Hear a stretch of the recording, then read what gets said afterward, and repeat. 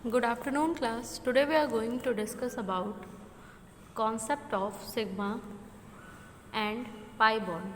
Students, आज के lecture में हम लोग सिग्मा और पाई बॉन्ड के कॉन्सेप्ट की बात करेंगे कि कैसे ऑर्बिटल्स के ओवरलैपिंग से सिग्मा और पाई बॉन्ड का फॉर्मेशन होता है। स्टूडेंट्स, कल हमने बात की थी वैलेंस बॉन्ड थ्योरी में बेसिकली जो फोर्सेस ऑफ अट्रैक्शन या फोर्सेस ऑफ रिपल्शन के बेस पे बॉन्ड्स का फॉर्मेशन हो रहा था या मॉलिक्यूल के फॉर्मेशन को हमने देखा, जिसमें हमने देखा कि H2 मॉलिक्यूल का फॉर्मेशन कैसे हो रहा है और हीलियम मॉलिक्यूल का फॉर्मेशन नहीं हो रहा है। ठीक है स्टूडेंट्स, अब हम लोग बात करेंगे basically about the orbital overlap concept. ठीक है, कैसे ऑर्बिटल के ओवरलैपिंग का कॉन्सेप्ट है। So let us begin. Students, जब हम बात करते हैं ऑर्बिटल ओवरलैप कॉन्सेप्ट की, तो हमने जब हाइड्रोजन मॉलिक्यूल के केस में देखा था कल के लेक्चर में कि वहाँ पे एक मिनिमम एनर्जी स्टेट था जब दो हाइड्रोजन एटम क्लोज़र आ रहे थे। ठीक है, और इनमें एक पार्शियल इंटरपेनिट्रेशन कॉज हो रहा था। ठीक है, ऑकर कर रहा था। तो यही जो पार्शियल मर्जिंग थी एटॉमिक ऑर्बिटल्स की, उसको हम क्या कहते हैं, ओवरलैपिंग कहते हैं of atomic orbitals, which result in pairing of electron, जिसकी वजह से इलेक्ट्रॉन क्या होते हैं, पेयर अप होते हैं। और जो एक्सटेंट होता है ओवरलैप का वो डिसाइड करता है कोवेलेंट बॉन्ड के स्ट्रेंथ को। मतलब स्टूडेंट्स, हम क्या कह रहे हैं, सपोज करिए हमने पिछले बार एनर्जी कंसिडरेशन को लेके हाइड्रोजन मॉलिक्यूल के फॉर्मेशन की बात की थी, अभी हम ऑर्बिटल के ओवरलैप को लेके बात करेंगे। सो अगर हम इसका इलेक्ट्रॉनिक कॉन्फ़िगरेशन की बात करें, सपोज करिए हम कह रहे हैं कि दो हाइड्रोजन एटम क्लोज़र आ रहा है।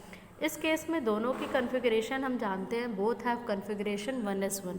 ठीक है, यहाँ पे हम क्या करेंगे, इनके ऑर्बिटल्स का स्ट्रक्चर बनाएंगे, फिर उसकी ओवरलैपिंग कराएंगे। मतलब ये जो एस ऑर्बिटल है, आपको पता है एस ऑर्बिटल स्फेरिकल शेप का है, दूसरे हाइड्रोजन का भी एस ऑर्बिटल क्या है, स्फेरिकल शेप का है। अब ये दोनों आपस में ओवरलैपिंग कर लेंगे, एक इलेक्ट्रॉन इस हाइड्रोजन एटम के, एक इलेक्ट्रॉन इस हाइड्रोजन एटम के। ठीक है, दोनों एस ऑर्बिटल ओवरलैप किए और रिजल्ट कर दिए फॉर्मेशन में क्या, सिग्मा बॉन्ड। ठीक है, जब एस और एस ऑर्बिटल का मतलब ओवरलैपिंग हुई तो सिग्मा बॉन्ड का फॉर्मेशन हुआ।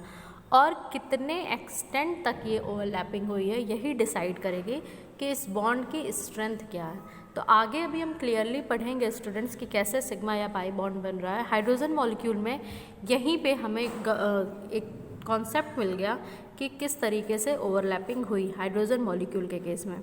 स्टूडेंट्स, जनरली अगर जितना ज़्यादा ओवरलैपिंग होगी उतना ही अच्छा बॉन्ड होगा। ठीक है, so according to orbital overlap constant, अगर हम ऑर्बिटल ओवरलैप कॉन्सेप्ट की बात करें तो formation of a covalent bond between two atom result by pairing of electron present in the वेनल सेल हैव अपोजिट स्पिन।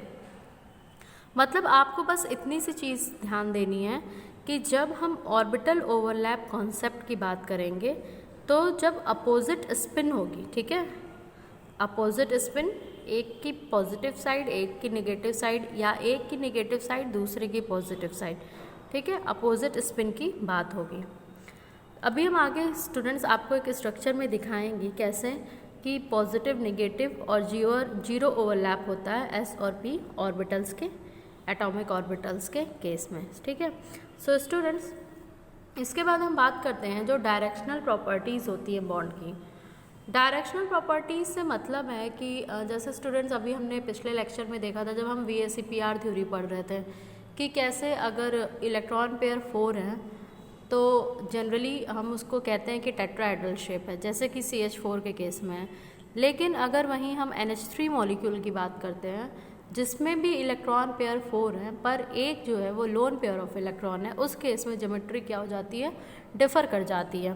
तो ये किस वजह से होता है। सो स्टूडेंट्स, अगर हम सिंपल अगर हाइड्रोजन मॉलिक्यूल की बात कर रहे हैं तो जो यहाँ हाइड्रोजन मॉलिक्यूल है वो ओवरलैप होता है 1s ऑर्बिटल की ओवरलैपिंग से। ठीक है, और हाइड्रोजन मॉलिक्यूल कैसे बना, 1s आपस में ओवरलैप किए और क्या बन गया हमारा, H2 molecule.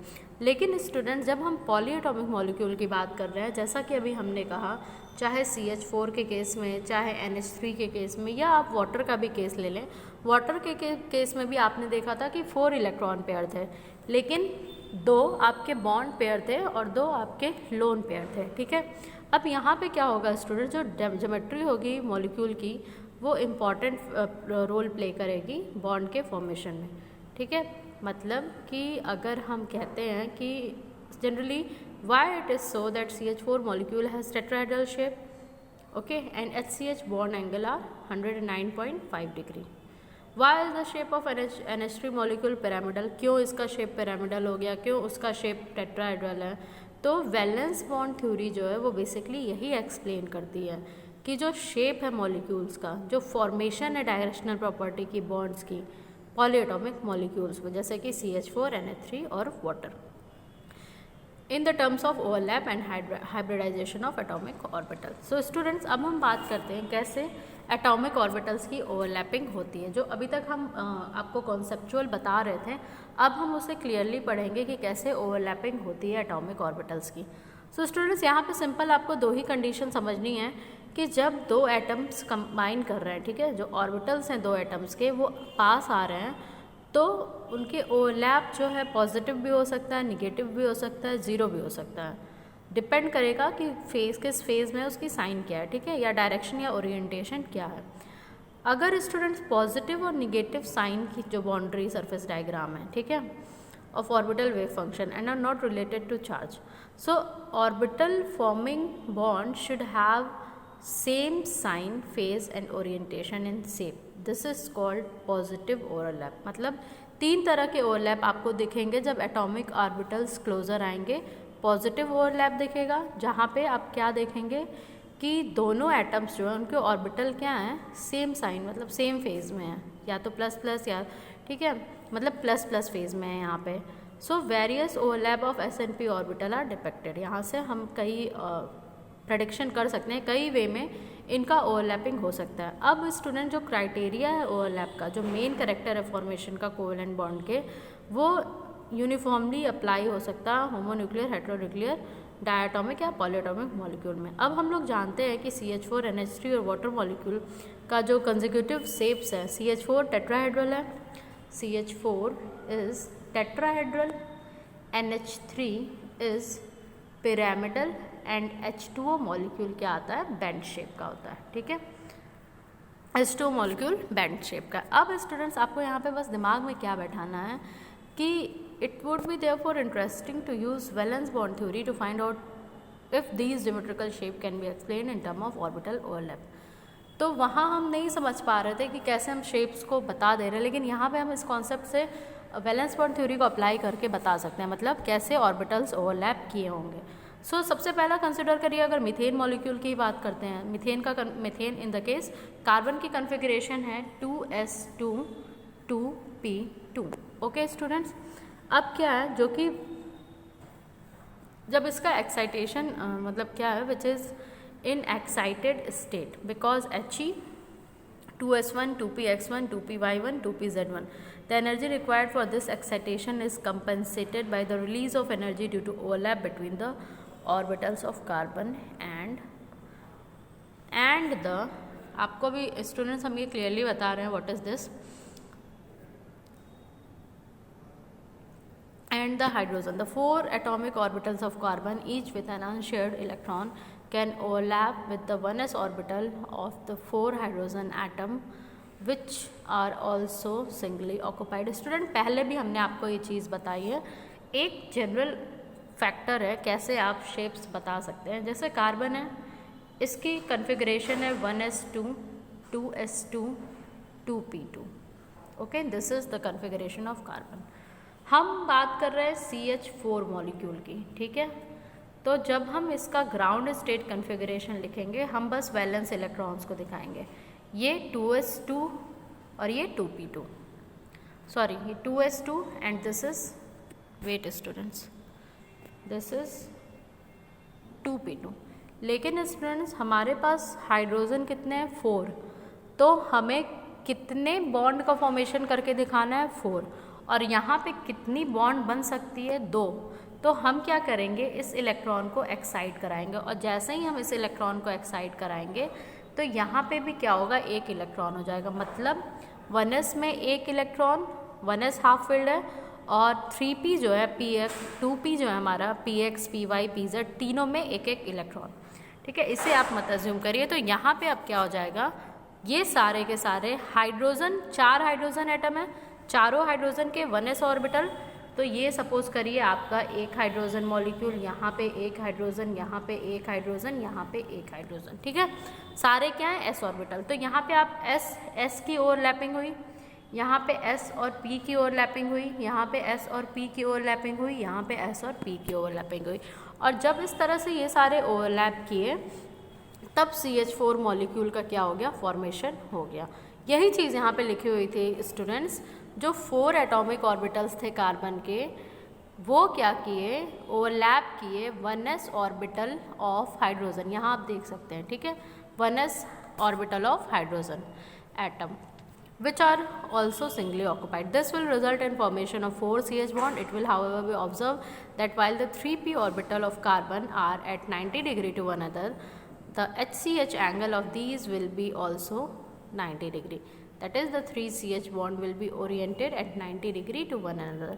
The 2s orbital of carbon and the 1s orbital of hydrogen are spherically symmetrical and they can overlap in any direction. Therefore, the direction of 4th CH bond cannot be ascertained. This description does not fit it with tetrahedral HCS angle of 109.5 degree. Clearly, it follows that simple atomic orbital overlap does not account for the directional characteristic. तो चूँकि students जो हमने valence bond theory की बात की थी, जैसे किसने दिया था, अगर आपको साइंटिस्ट याद हो तो हम जब वैलेंस बॉन्ड थ्योरी की बात करते हैं तो इसे दिया था आपके साइंटिस्ट हिटलर और लंदन ने।